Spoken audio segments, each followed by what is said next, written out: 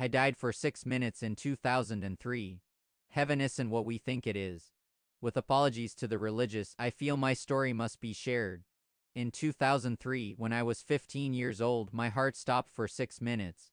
It happened on an ordinary afternoon, at the point in my daily routine when I walked home from the bus stop. In the 4 blocks between the corner where I hopped off the bus and my front door, I started to feel nauseous. It came on suddenly, without warning.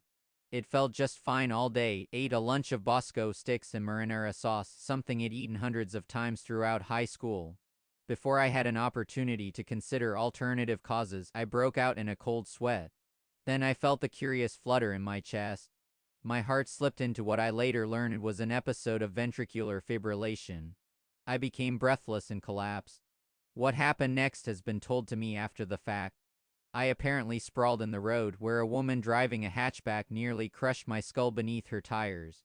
Instead, she screeched to a halt, tried to rouse me, then dialed emergency services when she failed to do so. EMS arrived to discover my heart had stopped beating. I was dead, technically. They transported my body to the hospital and somewhere along the way managed to shock my ticker back to life. Thus began a harrowing weeks-long journey through the American healthcare system that led eventually to an ablation, pacemaker, and mountains of debt my family's still dealing with. But my heart's alright. And thank fake it is, because what I learned that day has taught me never to thank God for anything.